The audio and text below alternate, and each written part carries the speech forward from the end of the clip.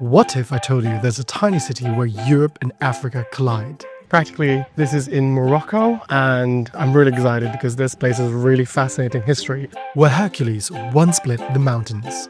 He broke off this part of the continent that connects Africa to Europe. And where I nearly got swept away kayaking into medieval seawalls. I can't. It's like flowing against me. See? Welcome to Ceuta in Spanish Africa. Just across the Strait of Gibraltar, the city is packed with history, legends, and a few wild adventures I'll never forget. The Phoenicians were here, the Romans, the Portuguese, the Spanish, and Jans was here. And so there's Patrick. And Dave. Let me take you to Ceuta.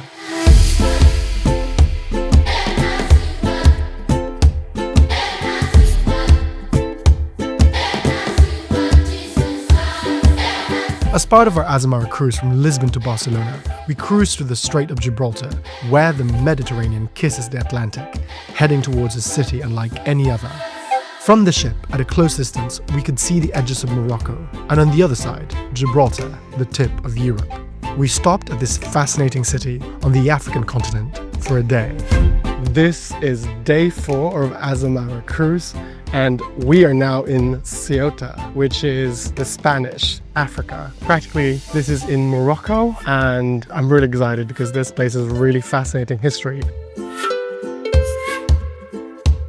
Greeting at the harbour's entrance is the bronze sculpture of Hercules. In mythology, Hercules himself was said to have parted the mountains to create the Strait of Gibraltar, placing Ceuta forever in the realm of legends. As soon as we stepped ashore, I realized this was my return to Africa, my second time in the continent, and Spanish Africa. A reminder that this oxymoron exists even until today, the same way you would call Gibraltar British. Though unlike Morocco, this time felt different. There were tapas bars instead of tagines, plazas instead of souks, a place where Europe and Africa mingled. Ceuta is a compact, walkable city with layers upon layers of history. The Phoenicians, Carthaginians, Romans, Arabs were here, with the powerful Berber dynasties and Islamic empires. Then came the Portuguese in 1415, marking the beginning of the European Age of Discovery. This was Europe's first overseas conquest, and in many ways, its first colony. The fall of Ceuta to Portugal prefigured the centuries of empire building that would soon follow. A century later, in 1580, Ceuta became Spanish territory during the Iberian Union, and it remained under Spanish rule ever since. We wandered through the old town, visited the sanctuary of Santa Maria of Africa, tracing the ancient walls that once defended this prized port. I proceeded to Playa de la Ribeira, where we briefly traded walking for kayaking. We are ready to kayak. I mean, the water is so calm here in Ceuta, so that's a good thing. Practically kayaking on Mediterranean waters. The Med is known to be very calm water, so I'm not worried at all. We've got really private kayaks, individual kayaks ready. We're going. Let's go. Now, this is not what I expected doing in Ceuta. I was reluctant at first, but then I thought, nothing wrong with pumping a little adrenaline into our adventure. The goal? To paddle into the historical seawalls of Ceuta. These ancient fortifications that once kept out invaders, and today we're the ones invading it with our kayaks. Legal? Yes. Safe? Well, only if you know how to row and kayak, and I haven't done it in years. The weather started a little cloudy and humid. Thankfully the water was super calm, but it took a little while to get there. Alright, we're nearly there on the walls. Just directly there. Patrick is leading. Look at that. And I'm going somewhere else onto the rock. Ah, there's a boat! One thing I failed to realize, there are boats that go into these waterways. So unless you want to get spontaneous brush with a boat, you have to stay right in the lane. Which was what I did, but not too successfully. However, it was amazing to see and touch these walls. Guys, I am touching centuries-old history right on these walls. Isn't that incredible? Murallas Reales de Ceuta, or the royal walls of Ceuta, have been here since the 10th century, at least the oldest and original parts of it, and it was astounding just being here, observing how huge these walls are. If you were a medieval invader from the sea, good luck having fun climbing these walls. For those able-bodied, please do go kayaking when you come to Ceuta. It's just one of the best things to do here. It's absolutely worth it. Just be careful with the boats, the small boats, because they can be You know, you got to stick to the right. That's the rule. Stick to the right, to the walls, over there. Yes, that sounds all very well, until I forgot another invisible opponent, the currents. You see, there's a turning where the current gets spicy, like unexpectedly strong. It's so weird. It's the flow of the water. It's dragging me down. The water pushed back hard, cue chaotic paddling and crying out for help. Patrick, I can't. It's like flowing against me. See? Worst of all, there was a boat incoming. Patrick,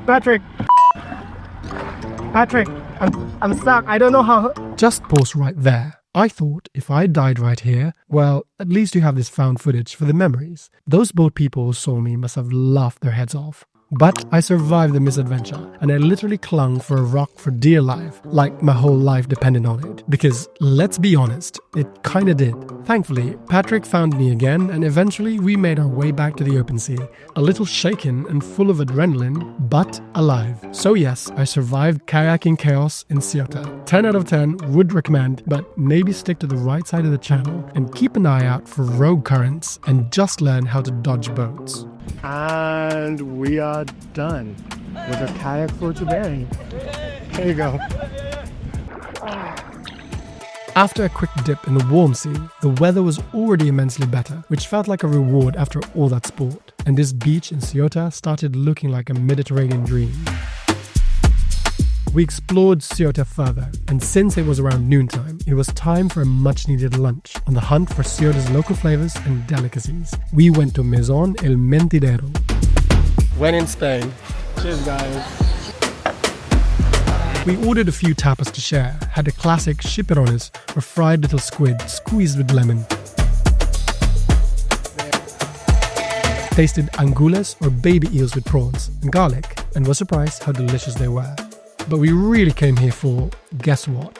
Chicken hearts. Alright, so one of the specialties here in Ceuta is corazones del pollos, chicken hearts. I have eaten chicken hearts. It's because, you know, I've been born in Philippines, so I've already had chicken hearts before. But I'm so excited to try it because I haven't eaten it for a long, long time. And it looks amazing. So, here we go. Really good. Delicious. It's a little chewy, but there's a lot of flavor in it. Delicious. Tastes like cumin, paprika, turmeric. It's just really delicious. You've got to have it when it comes to Ceuta.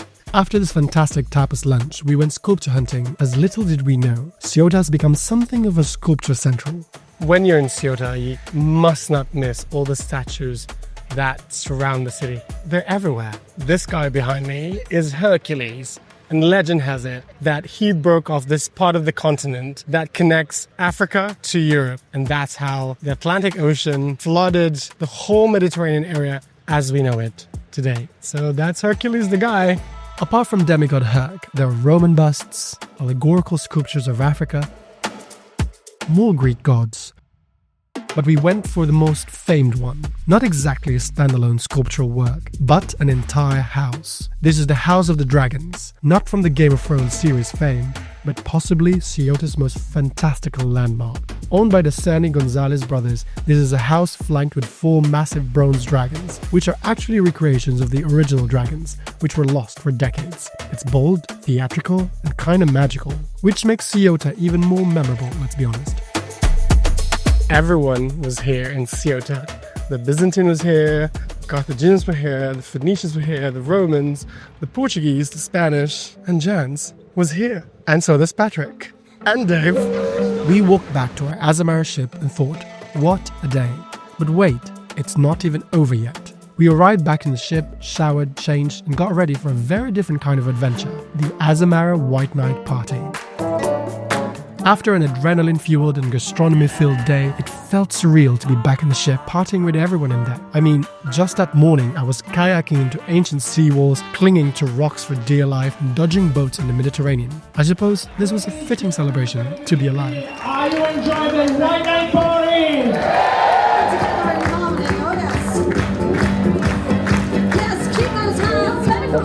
It was delightful to enjoy this open-air party, celebrating a cruise, Dave and Patrick with all the other guests just having a really great time. And the whole amazing crew and staff even came out, taking a break from all the work to ensure us a smooth cruise. And Azamara really pulled no punches in the food department. I mean, this was a feast to end all feasts. The stunning variety of dishes and food selection was really impressive. We helped ourselves for starters as a cruise band broke out classic hits and dancefloor favorites.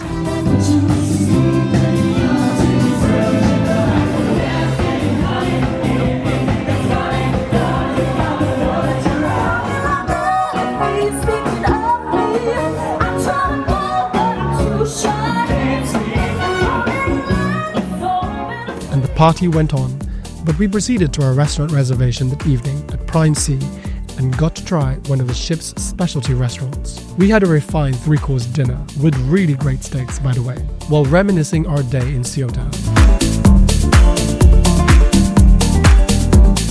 Ceuta may be small, but it's a place that leaves a big impression.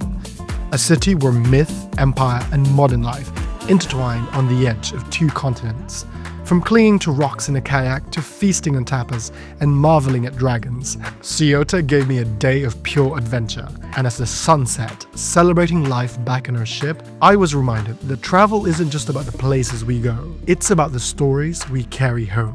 And this one in Spanish Africa is a story I'll never forget.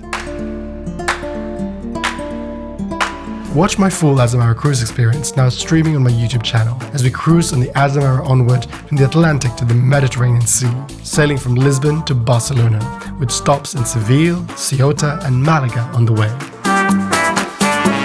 If you love the look and feel of this Azamara cruise so far, imagine experiencing this for real.